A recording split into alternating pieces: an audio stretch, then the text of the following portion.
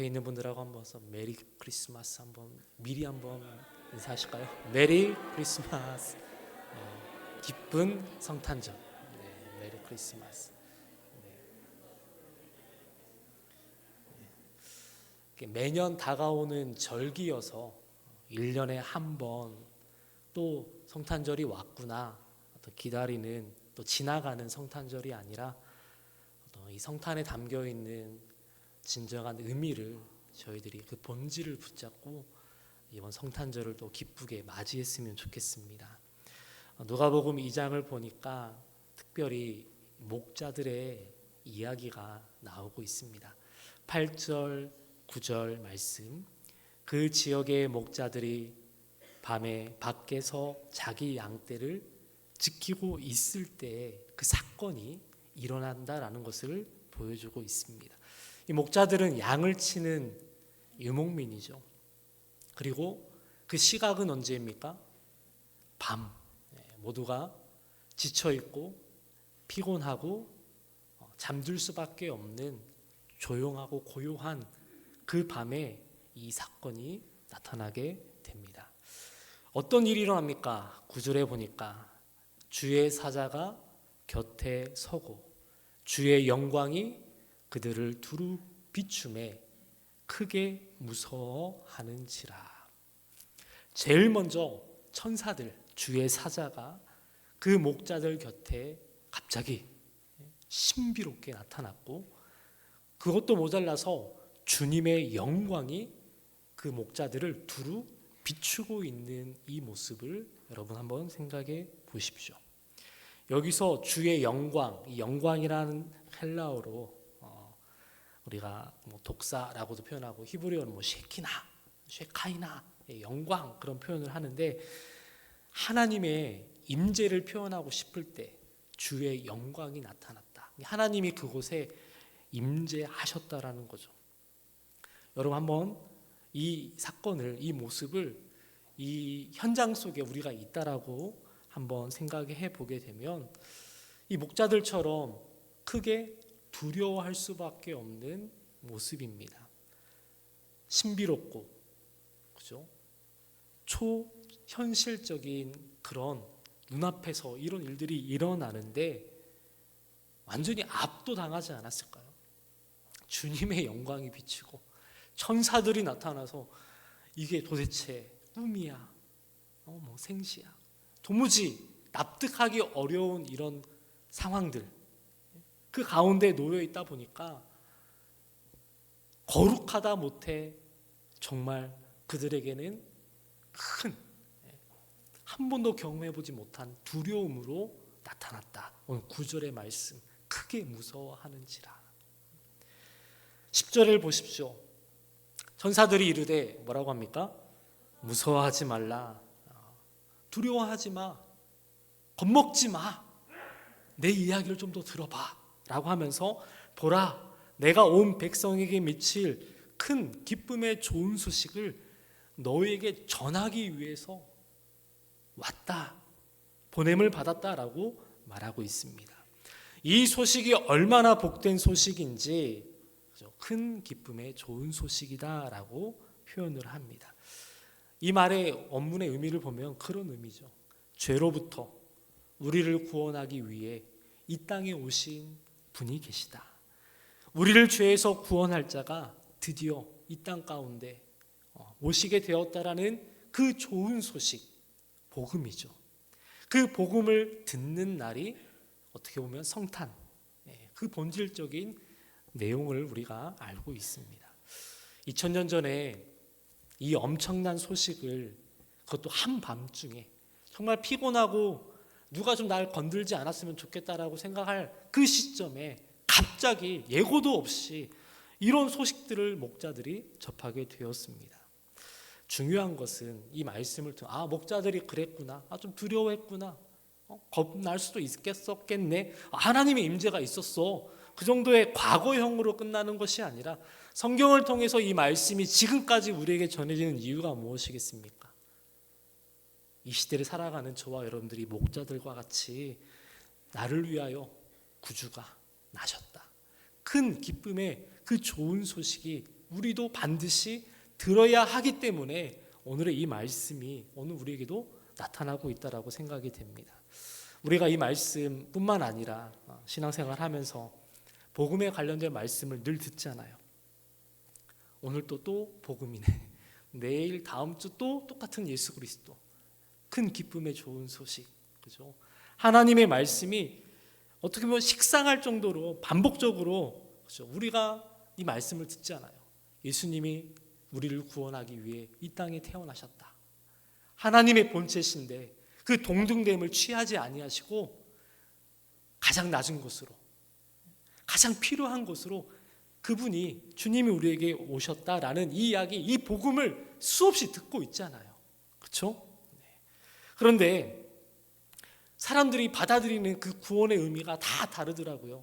질병에 걸린 사람들은 질병으로부터의 구원, 가난한 사람들은 이 가난으로부터의 구원. 그 이스라엘 민족 사회 속에 많은 압제를 당하다 보니까 우리를 해방시켜줄 메시아, 그런 구원자를 기다리고 있었잖아요. 각 사람마다 마음의 상태, 환경에 따라서 본인들이 바라고 추구하는 구원의 의미가 있었어요. 그런데 예수님께서 이 땅에 오실 때 마태복음에 보니까 1장 21절에 뭐라고 말씀하셨냐면, 이는 저가 자기 백성을 저희 죄에서 구원할 자이다 라고 말씀해 주셨어요.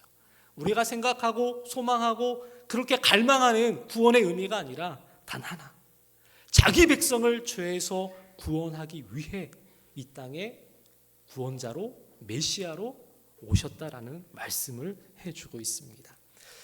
자, 목자들이 이런 것까지는 알지 못했을 것 같아요. 지금은 저희가 시간이 지나서 그 복음의 본질과 의미를 어느 정도 교육을 받고 훈련받고 또 우리 신앙 가운데 고백할 수 있는 상태에 왔기 때문에 그럴 수 있어라고 생각하지만, 그 과거에 그 과거에 나타나고 있는 이 목자들이 예수님의 그 탄생의 소식을 들을 때는 정말 기가 막힐 일이죠. 13절의 말씀 보십시오. 호련히 수많은 천군이 그 천사들과 함께 뭐합니까? 하나님을 찬송하기 시작합니다. 목자들의 감정에 이입되지 않고, 목자들이 두려워하든 겁을 내든 도망가든 그거 상관없이 천사들은 천사들의 그 임무를 다 하고 있어요. 찬송을 해요. 하나님을 찬양합니다. 천군 천사들이 메시지로 뿐만이 아니라 하나님을 찬양하는 그 찬송 소리까지 목자들이 듣게 되었다라는 거죠. 감사하게도 여러분, 그때 불렀던 찬양의 가사가 오늘 말씀에 기록되어 있더라고요. 저를 보지 마시고 14절을 보십시오. 한번 같이 읽겠습니다. 시작. 지극히 높은 곳에서는 하나님께 영광이요, 땅에서는 하나님이 기뻐하신 사람들 중에 평화로다 하니라. 아멘. 찬양의 가사가 이미 기록이 되어 있어요. 목자들이 들었던 찬양의 가사, 고백의 노래가 무엇입니까? 지극히 높은 곳에서는 하나님께 영광, 땅에서는 하나님이 기뻐하신 사람들 중에 뭡니까? 평화. 그래서 우리 현수막 붙일 때 성탄절, 하늘엔 땅에는, 잘하고 계시네요. 하늘엔 영광, 땅에 평화. 이 찬양이 천사들이 부른 거예요. 누구 들으라고? 하나님께 찬송을 드리는데 그 모습을 목자들이 지금 그 광경에 압도되어 있는, 임재 가운데 있는 그 모습이죠. 좀 부럽더라고요. 여러분, 천사들이 부르는 찬양 들어보셨나요? 생전 처음으로 들었을 텐데, 그것도 큰 어둠과 캄캄한 밤중에 그 들판에서 그 고요한 중에 이 천군 천사들이 부르는 찬양. 목자들의 마음이 어땠을까요? 막 그 감격이 이루 말할 수 없겠죠. 어떤 찬양의 의미를 두고 천사들이 불렀는지 24절에 크게 두 부분으로 나뉘어져 있는데, 첫 번째는 하나님께, 그리고 두 번째는 사람들에게, 두 가지로 나눠볼 수 있습니다. 모두 다 하나님께 하신 일에 대한, 하나님에 의해서 되어진 그 일들을 천사들이 찬양하는 거예요. 그러니까 찬양의 중심에는 뭐가 계셨어요? 하나님이 계신 거죠. 이번 성탄절 준비하면서 오늘 예배 후에 또 리허설을 한다고 하더라고요. 이런 교회 없어요. 철저하게 준비하면서 막 밤새 만들고 연습하고 또 모이라고 전화하고 안 모이면 안 모인다고 뭐라고 하고 모였는데 또 연습을 집에 못 가도록 붙잡아 놓고 계속 거기다가 리허설까지 한대요 오늘. 그래서 주변에 있는 교회에 물어봐도 이런 교회가 없어요. 25일 날 잠깐 나와서 주일학교 친구들만 앞에서 이렇게 찬양하고 끝나는 교회가 정말 많은데 대단한 교회예요 여러분. 아멘. 네. 중심에 하나님이 계시기 때문에 그저 그 찬송을 부르든 율동을 하든 뭐 난타를 하든 여기 와서 정말 많은 어떤 모습들로 보여지든 그 모습이 중요한 게 아니라 중심에 하나님이 계시기 때문에 할렐루야. 어디서든지 하나님을 마음껏 찬양하고 고백할 수 있잖아요. 첫 번째는 하나님께예요. 그래서 찬송의 중심은 하나님께서 저와 여러분들을 위해 행하신 일, 그죠? 내 삶 속에서 하나님만이 높아지고, 그죠?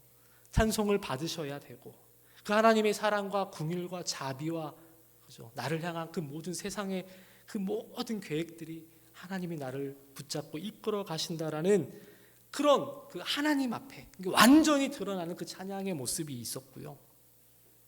그리고 두 번째, 땅에서는 기뻐하심을 입은 사람들 중에 평화다라는 이 말씀도 우리가 생각하는 성탄절 하면은 막 뉴스나 또 매스컴, TV 이런 거 보면은 25일 날 막 종 땡땡 치면서 뭔가 모든 사람이 다 평화, 그죠? 모든 전쟁이 멈추고 이날만큼은 그죠? 무언가 평화로워야 된다라는 막 메시지를 전하잖아요. 그런데 그런 의미의 평화로 여기에 기록된 것 같진 않아요. 그렇죠? 평화를 위해 예수님께서 오셨기 때문에 그래 우리도 그날만큼은 평화로워지자, 좀 사이좋게 지내보자 이런 의미보다는 어떤 의미일까요? 이 평화라는 의미는 예수님께서 이 땅 가운데 오심으로 이제 죄인된 우리가 거룩하신 하나님과 화평하고 화해를 누릴 수 있는, 즉 성경에서 말하는 화목한 그런 관계라고 하죠. 화목이 이루어질 수 있는 그 길이 열려지는 평화를 말합니다. 할렐루야. 네. 그러니까 하나님과 저와 여러분들은 화목해야 됩니다. 불편하면 안 되겠죠. 하나님과의 관계가 우리가 뭐 요즘 이렇게 복원이라는 표현을 많이 하는데, 그죠? 깨지고 부서지고 다치고 무너진 주저앉은 그런 상태일다 할지라도 그 예수 그리스도를 통해서 하나님과의 관계가 뭐예요? 치유되고 다시 복원되고 메워지고 싸매어지고, 그래서 우리가 다시금 하나님 앞에 아버지라고, 나의 하나님이라고, 내가 하나님을 믿고 따르는 자녀라고 그렇게 부를 수 있는, 하나님 앞에 나아갈 수 있는 그 모습, 그게 바로 화목, 평화의 의미입니다. 사랑하는 성도 여러분, 이번 성탄절 앞두고 혹 우리 마음 한편이 좀 불편하다면 이번 한 주간 하나님과 다시 한번 화목의 그 모습으로 회복되어지기를 주의 이름으로 축원합니다. 자, 마지막으로 15절, 16절.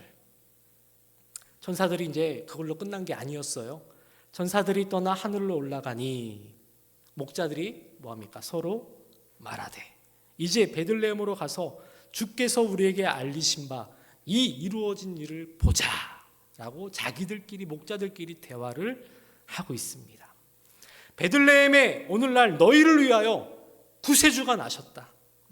너희가 강보에 쌓여 구유에 놓여 있는 아주 어린 그 아기, 갓 태어난 아기를 보게 될 것이다. 그 소식을 들었을 때 우리가 콧방귀 낀다고 그러죠. 말도 안 돼. 일단 주님의, 하나님의 그 임재 가운데 있었던 것도 말도 안 되는 일인데, 이제는 우리를 위해 구주가 태어났는데, 그것도 그들이 생각하는 어떤 영웅, 위인, 거대한 어떤 힘 있는 그런 능력 있는 사람이 아니라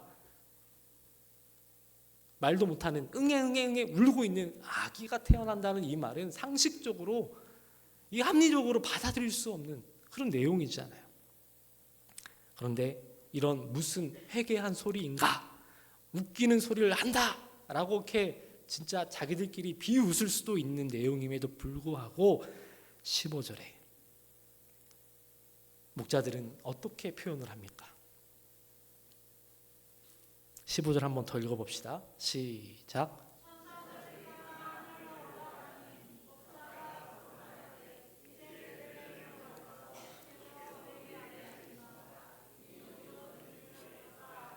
네, 주께서 답을 알려드리고 있잖아요. 제가 지금 주께서 우리에게 알리신 바라고 자기들끼리 대화하는 거예요. 그렇죠?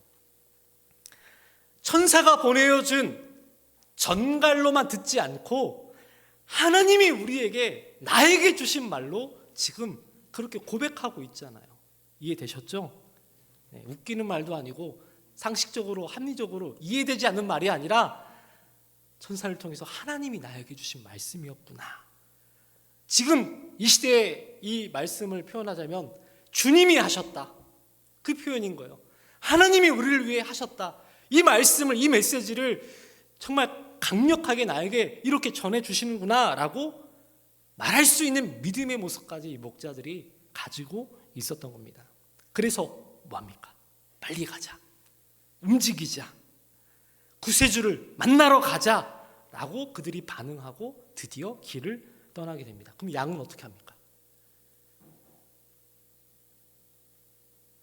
어떻게든 있었겠죠. 네. 그 말씀은 안 나와 있으니까 잘 모르겠고요. 생각 밖의 장엄한 그 광경들을 직접 눈으로 확인하고 목격했던 목동들이 스스로 그 말씀의 의미를 알고 결단하며 그 자리를 떠나게 됩니다. 17절 18절 한번 읽어보겠습니다. 시작. 보고 천사가 자기들에게 이 아기에 대하여 말한 것을 전하니 듣는 자가 다 목자들이 그들에게 말한 것을 놀랍게 여기되. 자, 놀라운 일이죠. 19절 시작. 마리아는 이 모든 말을 마음에 새기어 생각하니라. 아멘. 두 가지의 모습이 나요. 이런 소식을 들으면 우와, 대단하다, 놀라는 사람의 첫 번째 유형이 있고요. 두 번째 19절 마리아는 이 모든 말을 뭐 했어요? 아멘. 네. 마음에 새기면서 생각을 했대요. 여러분 어떤 유형이신가요? F십니까? T십니까? 그냥 남의 이야기 그럴 수도 있지, 대단한 일이다, 아유, 그런 의미가 아니고 이 모든 말을 마음에 새기어 그 안에 생각하고 있는 그 모습까지. 내가 들은 거, 말씀 마칠게요. 내가 본 거, 내가 확신한 거, 수년간 신앙생활 해오면서 우리가 만났던 그 모든 하나님의 은혜, 여러분 돌이켜 보십시오. 그 모든 것들이, 그 매 순간순간들이 우리는 잊혀져 가지만, 그죠? 가장 정말 중요한 때에 여러분의 마음에 새기어져서 그것이 주의 은혜로 생각날 수 있기를 주님 이름으로 축원합니다. 오늘 20절 말씀 읽겠습니다. 시작. 목자들은 자기들에게 이르던 바와 같이 듣고 본 그 모든 것으로 인하여 하나님께 영광을 돌리고 찬송하며 돌아가니라. 아멘. 자, 내가 무슨 일을 하는 사람이 중요한가? 내가 어떤 직업을 가졌는가? 내가 지금 내 마음의 상태가 어떤 상태인가? 그죠? 내가 선한 사람인가? 내가 정말 보잘것없는 사람인가? 이 성탄에는 그런 게 중요하지 않습니다. 그런 의미를 누구에게도 묻지도 따지지도 않습니다. 나의 신분에, 나의 어떤 성별에, 나의 어떤 연령에 관한 부분이 아니라는 거죠. 최고의 가치는, 최고의 기쁨은 바로 큰 기쁨의 좋은 소식을 우리도 듣고 또 이 목자들처럼 아직 알지 못하는 많은 사람들에게 가서 뭐예요? 빠르게 움직여서 알리고 전하고, 이 놀라운 일들이 지금 나에게 일어난 것뿐만 아니라 이 세상의 모든 하나님을 알지 못하는 사람들에게 저와 여러분들이 목자들처럼 전할 수 있는 이번 성탄절 되기를 주의 이름으로 축복합니다. 그래서 기쁨으로 찬송하고 그 감격을 안고 늘 우리의 삶의 자리로, 양떼를 지키는 목자들이었으니까 직장 아니었을까요? 직장으로 가서, 가정으로 가서, 또 주변에 사랑하는 이웃들에게, 그렇죠? 여러분들 그 소식을 목자들처럼 하나님의 임재와 영광을 체험하는 이번 성탄절, 그렇죠? 큰 기쁨의 좋은 소식을 듣고 빨리 우리가 가서 많은 사람들에게 그 소식을 전할 수 있는 성탄절, 더 나아가서 마지막 그 목자 20절의 말씀처럼 하나님께 영광을 돌리고 내 중심에 계신 그 예수 그리스도를 바라보면서 우리가 기쁨으로 찬송하는 성탄절 되기를 주의 이름으로 축복합니다. 기도하겠습니다. 하나님, 세상이 혼란스럽고 답답한 이 어려운 시간들 속에서도 하나님이 우리의 힘과 능력이 되어 주시니 감사합니다. 죄 가운데 죽어가는 수많은 영혼들을 위해 예수 그리스도를 이 땅에 보내주심으로 믿는 자들이 영생을 얻고 또한 참 소망을 얻을 수 있도록 은혜를 주시니 감사합니다. 아직도 어둠에, 아직도 깨어져 있는 그 답답한 상황 가운데 있는 많은 이들에게 이번 성탄절을 맞아서 생명의 빛이, 진리의 빛이 다시 한 번 더 회복되어지는 치유의 빛이 임하여질 수 있도록 하나님 도와주시옵소서. 하나님의 임재와 영광을 체험하는 이번 성탄이 되게 하시고 큰 기쁨의 좋은 소식을 전하는 성탄절 되게 하시고 하나님께만 오직 영광 돌리는 성탄의 기쁨이 넘치게 하여 주시옵소서. 감사드리며 예수 그리스도 이름으로 기도하옵나이다. 아멘.